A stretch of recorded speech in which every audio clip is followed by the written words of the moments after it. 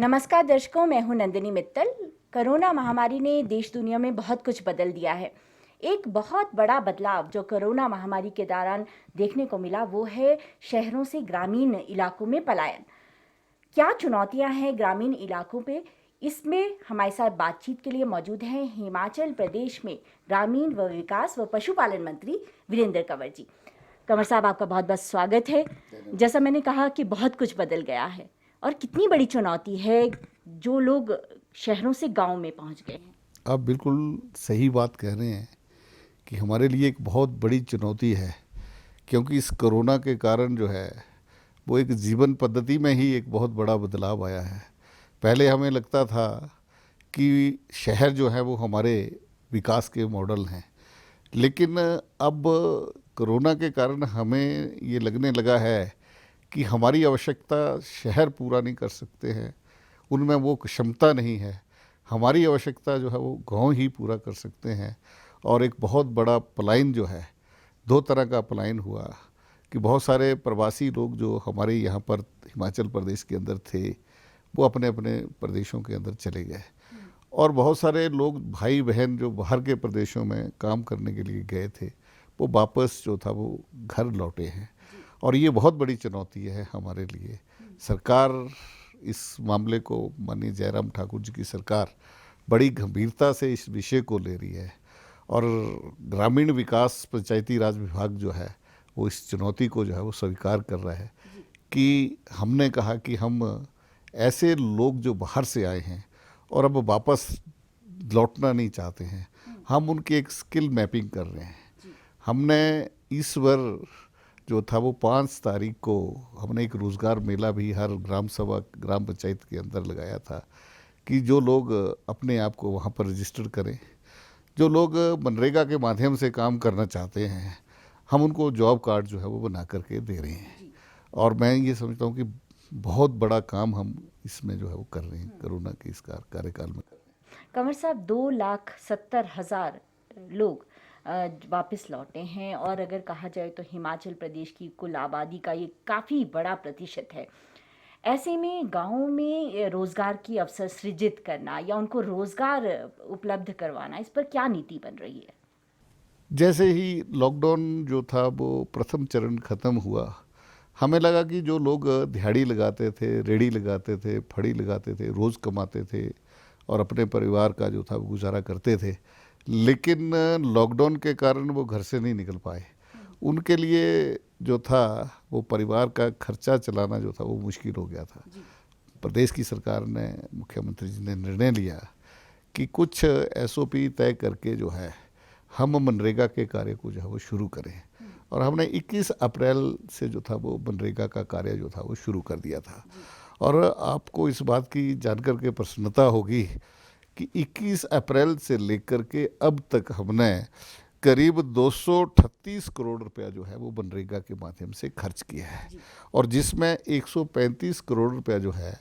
वो सीधे तौर पर जो है वो उनकी जेब में डाला है, दिहाड़ी के रूप में जो है वो उनको दिया है। और 93 करोड़ रुपया जो है वो उसमें जो है वो मटेरियल पेमेंट जो है वो की गई, और 8 करोड़ रुपया जो है वो प्रशासनिक व्यय के अंतर्गत जो है वो खर्च हुआ है। यानी कि 238 करोड़ का एक बहुत बड़ा आंकड़ा है।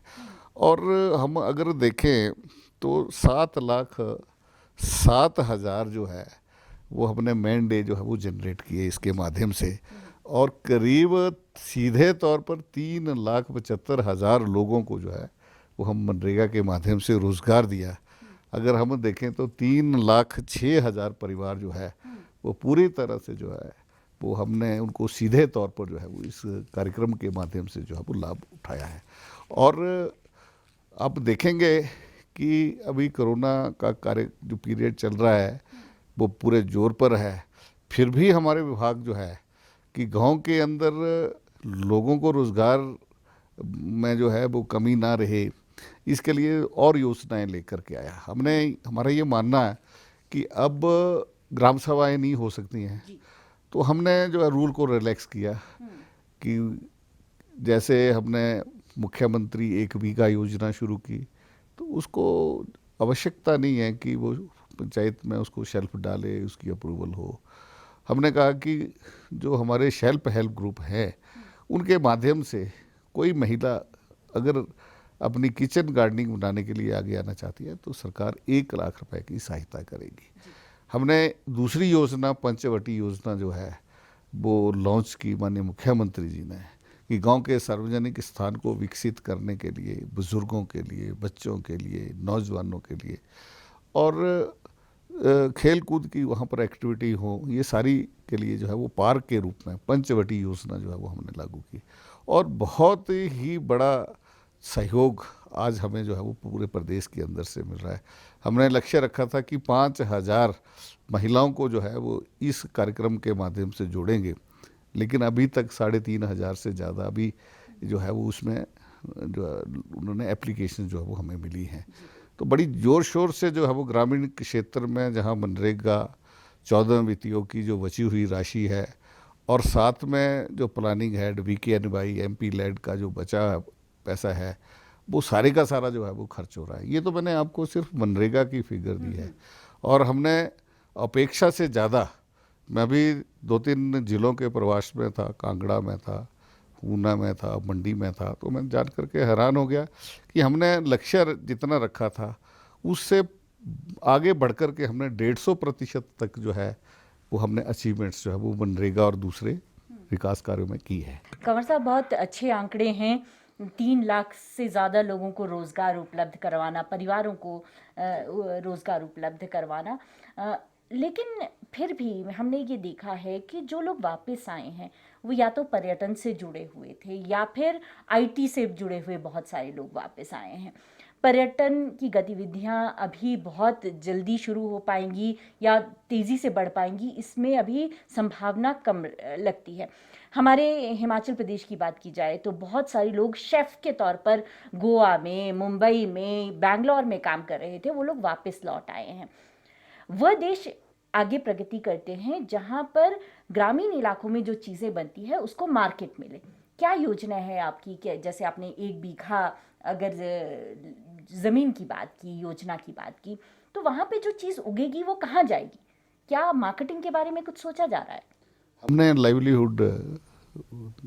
को भी बढ़ाने के लिए जितने भी हमारे सेल्फ हेल्प ग्रुप बने हैं इस पर हमने एक नीतिगत फैसला लिया है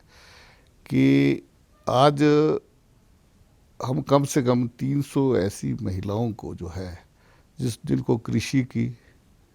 बागवानी की, पशुपालन की,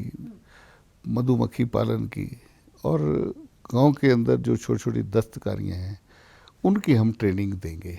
और ये हमारा जो एक इंस्टीट्यूट है बेंगलोर, उसके माध्यम से ऐसी 300 ऐसी मास्टर ट्रेनर्स जो है वो हम तैयार करेंगे और फिर वो जो मास्टर ट्रेनर्स हैं वो सेल्फ हेल्प ग्रुप्स को जो है वो ट्रेनिंग्स देंगी और फिर उनका जो उत्पाद है उसको बेचने के लिए आप देखेंगे कि हमने इस बार जो नेशनल हाईवेज के ऊपर और सार्वजनिक स्थानों जैसे बस स्टैंड्स हैं, मिनी सेक्रेटरीट्स हैं, जो प्रदेश और जो जिलों के जो मुख्यालय हैं, इनके ऊपर जो है वो हमने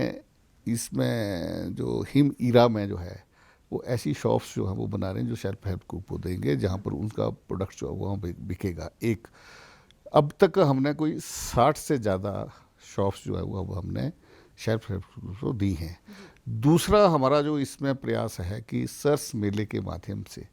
हम 3 ऐसे बड़े राज्य स्तरीय सरस मेले करेंगे। पिछली बार एक ऊना में हुआ था, मुझे याद है, वहाँ 1 करोड़ से ज़्यादा का उत्पाद जो है वो सेल्फ हेल्प ग्रुप से बिका था और बड़ा उन लोगों में उत्साह था। ऐसे 3 और फिर जिला स्तर के ऊपर ऐसे छोटे मेले भी हम जो है वो उनका जो है वो आयोजन जो है वो आने वाले समय में इस वर्ष जो है वो करेंगे। साथ में हमने एक बड़ी जो हमने ऑनलाइन करने के लिए ऑनलाइन मार्केटिंग का जो आजकल जो एक प्रचलन हुआ है, हमने पोस्टल डिपार्टमेंट के साथ जो है वो हमने MOU साइन किया है, जिसके कोरोना के कारण ये सारी जानकारियाँ जो है वो थोड़ा छुप गई। आने वाले समय में जो है वो जितने भी हमारे सेल्फ हेल्प ग्रुप्स हैं जिनको हमने हिम ईरा के नाम से ब्रांड किया है और जिला के भी हमारे अलग अलग जैसे समर्थ ऊना, नमस्ते धर्मशाला, इस अलग अलग नाम से जो है वो उनके प्रोडक्ट्स हैं, लेकिन उनकी मार्केटिंग एजेंसी रहेगी हिम ईरा। और हिम ईरा के माध्यम से जो है वो हम ये जो है वो ऑनलाइन मार्केटिंग भी जो है वो हम आने वाले समय में कर रहे हैं। हम ज़्यादा से ज़्यादा हमारा ये प्रयास है कि जो प्रोडक्ट्स बने जो लोकल हैं, माननीय प्रधानमंत्री जी ने भी कहा कि लोकल को हमको वोकल करना है, और प्रधानमंत्री जी की इस बात में दम है कि जो आज जो ब्रांडेड हैं वो कभी लोकल रहे हैं। जो हम जितना ध्यान हम लोकल को पर देंगे वो उतना ही बड़ा ताकतवर बनेगा, उस उतनी ज़्यादा मार्केटिंग उसकी होगी, वो आने वाले समय में वो ब्रांड बनेगा। और हिमाचल प्रदेश की वो अपनी एक समर्थ है कि जैसे चंबा का रुमाल है, कांगड़ा का पट्टू है, धर्मशाला की अपना पालमपुर की चाय है, और इसी तरह अलग अलग जिला में जो है वो हमारे ऐसे अलग अलग सांस्कृतिक धरोहर हैं, और उनको जो ये ट्रेडिशन जो है वो ख़त्म ना हो, इससे और आगे हम लिंक कर रहे हैं कि मुख्यमंत्री ग्राम कौशल योजना कि इस ट्रेडिशनल जो ये जो हमारी जो दस्तकारी है इसको बचाने के लिए, इसमें शिल्पी को तैयार करने के लिए मुख्यमंत्री ग्राम कौशल योजना भी हमने हर ब्लॉक हेडक्वार्टर्स के ऊपर तैयार किया है। और हमने लक्ष्य रखा है कि एक वर्ष में कम से कम ऐसे 50 ऐसे कुशल कारीगर जो हमारी इस धरोहर को, हमारी इस विरासत को बचा सके और वो उसको रोज़गार के साथ जोड़ सके, ऐसे लोगों को तैयार करना, ये हमारी जो है वो प्राथमिकता है। और जो गांव के अंदर जो लोग बाहर से आए, जैसे मैंने कहा कि हम उनकी स्किल मैपिंग कर रहे हैं। अगर वो जैसे होटल जो इंडस्ट्री है, जो दूसरी इंडस्ट्री है, अगर वो वैकल्पिक रूप से हमारी जो प्रदेश की योजनाएं हैं, पशुपालन में हैं, मछली पालन में है, मत्स्य पालन में है, और हनी बी कीपिंग में है, तो हम उन योजनाओं को जो है वो उनके लिए जो है वो एक उसको कह सकते हैं कि एक ट्रेनिंग भी देंगे, और साथ में जो है वो उनका पूरा सहयोग करेंगे ताकि वो वैकल्पिक रूप से जो है वो इस को अपनाएं, ताकि हर गांव स्तर के ऊपर मैं ये कह सकता हूँ कि छोटे छोटे उद्यमी इंटरप्रेन्योर्स जो है वो हमने तैयार करने हैं, और ताकि गांव भी समृद्ध होंगे। अगर गांव समृद्ध होंगे तो हमारा देश आत्मनिर्भर देश बनेगा, जो मोदी जी ने कहा कि हमको भारतवर्ष को फिर से आत्मनिर्भरता की ओर ले जाना है। क्योंकि आपके पास पशुपालन विभाग भी है, और हमने ये देखा है कि जो लोग डेयरी में कामधेनु अगर कहा जाए तो एक ब्रांड हो गया है, और बहुत छोटे यूनिट से उसको शुरू किया गया। इस तरह से और ब्रांड्स सामने आए, इसके लिए क्या कोई योजना है? हमने जैसे पूर्व में हमारी जब सरकार रही थी तो दूध गंगा योजना शुरू की थी, तो उसके माध्यम से वो उतनी पॉपुलर नहीं हो पाई, लेकिन अब हम उस दूध गंगा योजना के साथ साथ जो है वो हम छोटा बकरी डेयरी और फिशरी में ट्रॉट फिशिंग के ऊपर, इसके ऊपर भी हम एक ऐसी कोई योजना प्लान कर रहे हैं ताकि बैंकों से कर्ज लेने की सुविधा जो है वो ज़्यादा से ज़्यादा हो, और उन लोगों को हो जो वास्तव में काम करना चाहते हैं। आज प्रधानमंत्री ने 20 लाख करोड़ रुपए का जो है एक पैकेज जो दिया है, वो इस देश की अर्थव्यवस्था को फिर से पटड़ी पर लाने के लिए दिया है, और उसमें बहुत बड़ा एक ग्रामीण क्षेत्र के लिए जो है वो इसको पैकेज जो है वो ग्रामीण क्षेत्र के लिए है कि ग्रामीण क्षेत्र के अंदर agriculture, horticulture, fishery, animal husbandry, इसमें जो है वो आधारभूत ढांचा जो है वो खड़ा करने के लिए दिया है। तो मैं ये समझता हूँ कि हम नई योजनाओं के साथ आने वाले कुछ ही समय के बाद हम इसके ऊपर विचार कर रहे हैं कि ताकि हम गांव के अंदर जो है वो महिला, जैसे काम करने वाली तो महिलाएं हैं, तो गांव के अंदर अगर एक सेल्फ हेल्प ग्रुप, जिसको हमने कहा कि ये मुख्यमंत्री एक व्यूजा योजना के अंतर्गत अपनी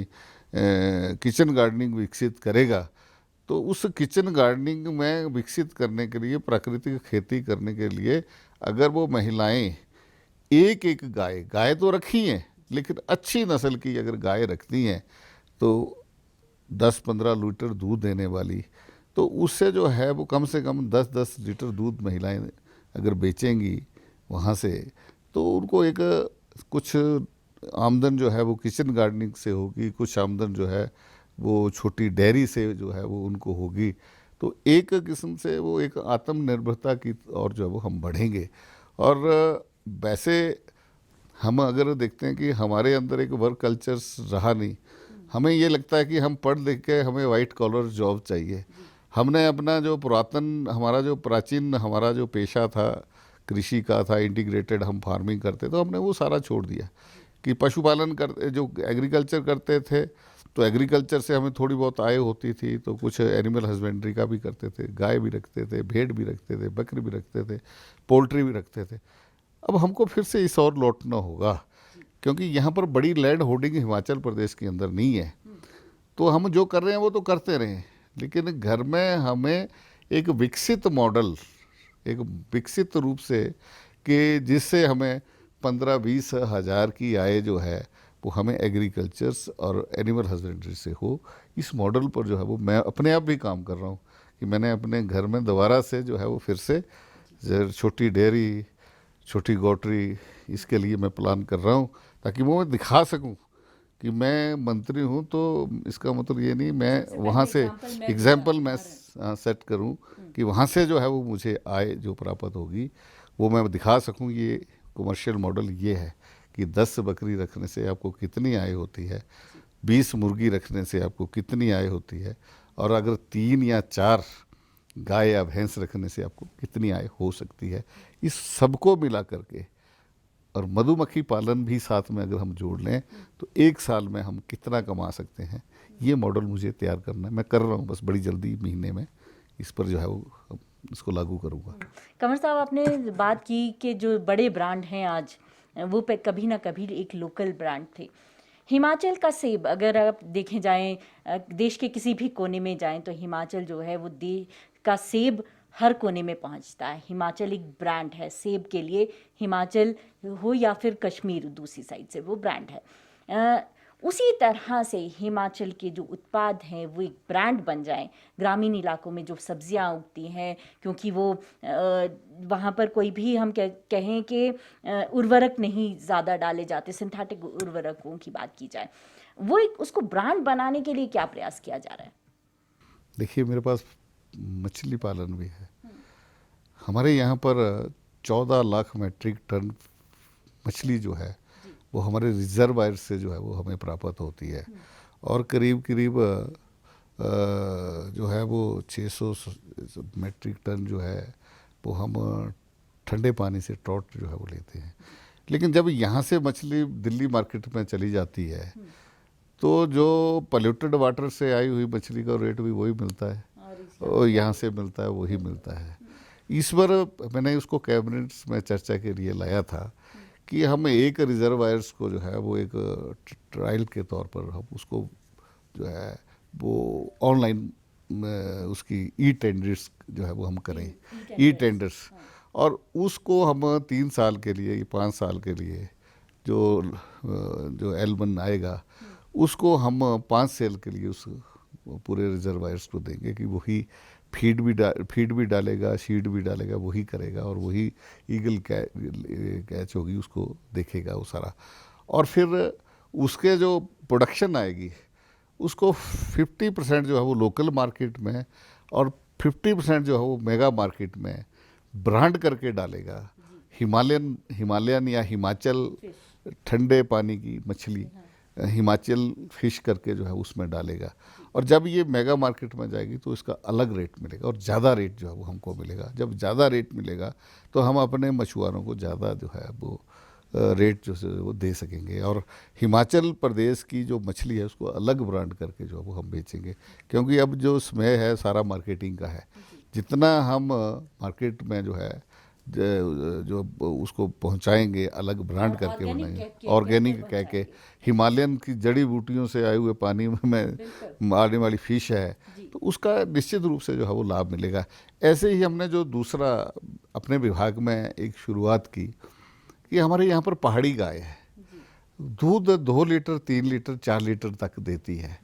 लेकिन जो पहाड़ी गाय है दूध पतला होता है लेकिन गुणकारी होता है। वो जो दूध है उसका पानी का रेट और उसका रेट बराबरी हो जाता है, 18 रुपये 20 लीटर ही बिकता है। हमने कहा इसको अलग से ब्रांड करके बेचो। अब हम उसको जो है वो अलग से ब्रांड करके जो है वो गौरी मिल्क के नाम से जो है वो अब हमने शुरुआत कर दी है, और हमें शुरुआत हो गई है। हम उसमें छोटे उसमें फोर्टिफाइड मिल्क भी जो है वो हम उसमें भी जो बेच रहे हैं।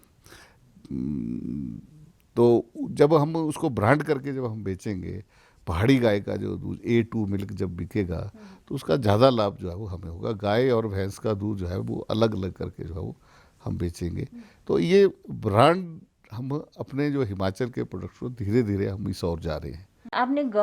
बताया कि मिल्क में जैसे पहाड़ी गाय का जो दूध है उसको आप गौरी मिल्क करके या गौरी दूध करके भेज बेचेंगे। अगर कोई व्यक्ति पहाड़ी गाय पालता है और उसको ब्रांड करके बेचना चाहता है तो उसके वो कहाँ संपर्क करेगा और किस तरह से उसका दूध जो है वो वैसे प्रोक्योर किया जाएगा? अभी तक तो हमने इसको जो है वो मिल्क फेड के माध्यम से जो है वो बेचना शुरू किया है, जी। उस खरीदना शुरू किया है और फिर खरीद करके जो है वो हमने मार्केट में जो है वो उसको उतारा है। लेकिन जल्दी ही हम व्यापक स्तर के ऊपर जितनी जितनी हमें सुविधा होती जाएगी, हमारे पास दूध आता जाएगा, उतना ज़्यादा जो है वो हम उसको मार्केट जो है वो करेंगे। लेकिन अब तक के रुझान जो रिजल्ट्स आए हैं वो बहुत अच्छे हैं, सकारात्मक है और हम आने वाले समय में जो है वो और ज़्यादा अच्छा कर सकेंगे। कंवर साहब, आपने बताया कि किस तरह से आप ब्रांड की ओर आगे बढ़ रहे हैं। क्योंकि मैंने शुरुआत में ही ये बात की थी कि बहुत सारे हमारे शेफ़ वापस आ गए हैं, जो होटल इंडस्ट्री में काम करते थे लोग, वो वापस अपने ग्रामीण इलाकों में पहुंच गए हैं। क्या उनके लिए, क्योंकि वो मैंने अभी एक हाल ही में एक स्टोरी देखी हमीरपुर की, जहाँ पर उन्होंने स्मोक्ड पिज़्ज़ा बनाना शुरू कर दिया। लेकिन अगर गांव में स्मोक्ड पिज़्ज़ा बनेगा तो उसको खाएगा कौन? तो कोई ऐसी योजना जो ग्रामीण इलाकों में जो चीज़ें बन रही हैं, या हम कहें कि बेकरी की चीज़ बनती है, क्योंकि जो बाहर से 5 स्टार से शेफ़ आता है वो बेकरी बहुत अच्छी से जानता है। इसके अलावा हम अगर मार्केट में देखें तो बहुत ज़्यादा फ्रोज़न फूड भी मिल रहा है, जैसे दाल मखनी आप फ्रोज़न करके उसके बाद वो आप बेच सकते हो। इस तरह का कुछ प्लान आप कर रहे हैं कि हम जो गाँव में शेफ़ पहुंच गया है, अच्छा शेफ़ पहुंच गया है, कि जो उत्पाद है उसको मार्केट मिल सके? देखिए, अभी मैंने बिल्कुल ठीक कहा कि होटल इंडस्ट्री जो है वो अभी बहुत ज़्यादा घाटे में है और लगता नहीं है कि अभी भी अगर हमें इस कोविड की कोई ट्रीटमेंट मिल जाती है, कोई वैक्सीन आ जाती है, तब भी इसको उठाने के लिए जो है वो कम से कम 1 साल से ज़्यादा समय जो है वो लगेगा। और अब आप देखेंगे कि धीरे धीरे लोगों की जीवन पद्धति, जैसे शुरू में शब्द प्रयोग किया कि एक बदलाव आया है, लोग 1.5 महीने 2 महीने लॉकडाउन में रह करके ये सारी चीज़ें अपने आप ही बनाना चाहिए, अपने आप ही बनाना सीखे हैं। और अभी जो मेरा अपना एक्सपीरियंस है कि जब हम शिमला से वापस जाते हैं तो कहीं जहाँ रुकते थे वहाँ मैंने रुका तो वहाँ पर कोई व्यक्ति जो है वो चाय पीने वाला नहीं। तो मैंने कहा, आपने होटल ये रेस्टोरेंट क्या अभी शुरू नहीं किया? उन्होंने कहा, शुरू तो हमने कब का किया हुआ है, जब से गवर्नमेंट ने हमें अलाउ किया है, लेकिन अब कोई दोपहर का भोजन करने के लिए शाम का नहीं आता है। लोग अपने घर में ही भोजन करते हैं और घर से ही भोजन जो है वो लेकर के चलते हैं। अब इसको कैसे नए स्तर के ऊपर जो है वो फिर से जो है वो शुरू किया जाए, इसी तरह से मैंने कहा कि हम हिम ईरा की हर जगह जो है हेडक्वार्टर्स के ऊपर जो जहाँ जहाँ ये चीज़ें बिक सकती हैं वहाँ पर हम प्लान कर रहे हैं कि इस साल 100 शॉप्स जो है वो हम खोलेंगे और उसके माध्यम से जो है वो हम इनको प्रोडक्ट को जो है वो बेच सकते हैं। और दूसरा हमने कहा कि हम ऑनलाइन पर भी इसके ऊपर विचार नहीं कर रहे हैं, उसके ऊपर हमने MOU भी साइन किया है और इसको विधिवत जो है वो इसकी जो है वो लॉन्चिंग जो है वो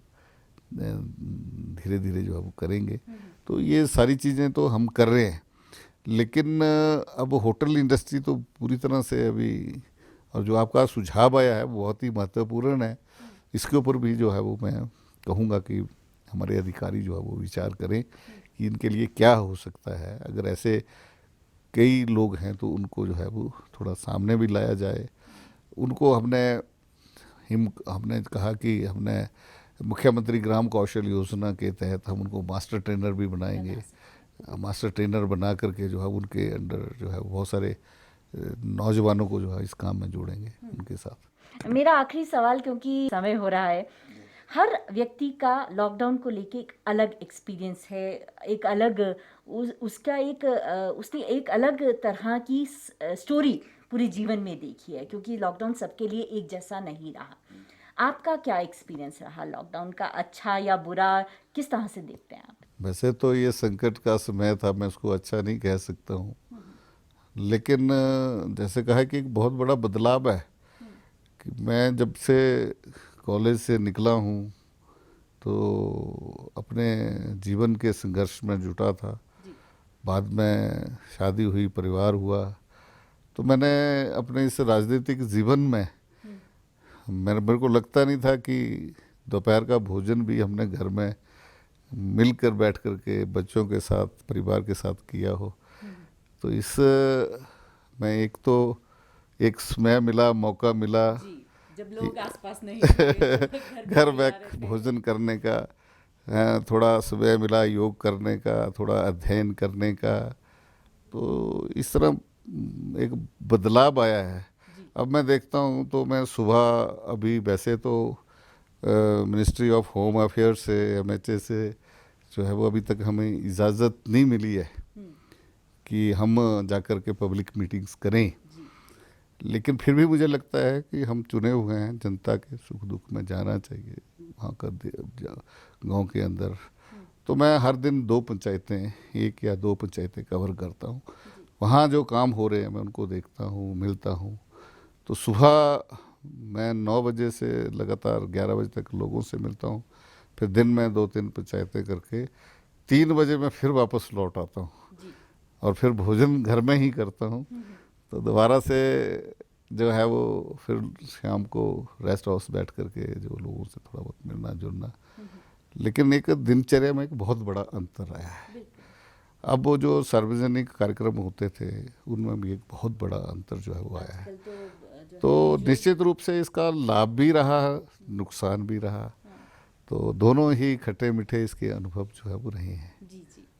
आपने आत्मनिर्भर भारत की बात की और ग्रामीण विकास की अगर बात करें तो कहीं ना कहीं आपके विभाग पे बहुत बड़ी चुनौती है, और हमें आशा है कि आने वाले समय में जो है आत्मनिर्भर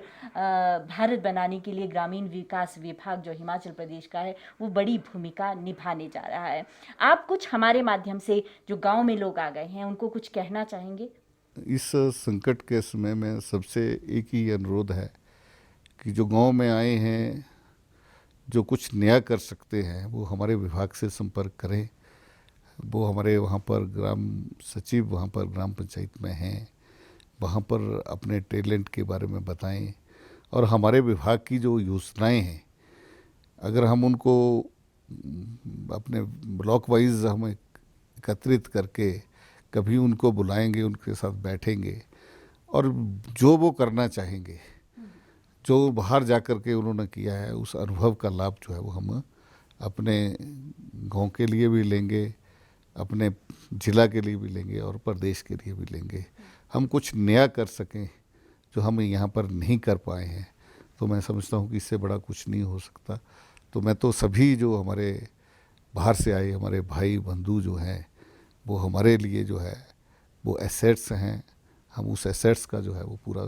सदुपयोग जो है वो आत्मनिर्भर गांव को बनाने के लिए करेंगे। ये थे ग्रामीण विकास मंत्री वीरेंद्र कंवर जी। कंवर साहब, आपने बहुत अच्छी बातें हमसे कही। आत्मनिर्भर बनाने का जो प्रधानमंत्री का सपना है उसमें हिमाचल प्रदेश बहुत बड़ी भूमिका निभाएगा, ऐसा हमारा विश्वास है। आपका बहुत बहुत धन्यवाद।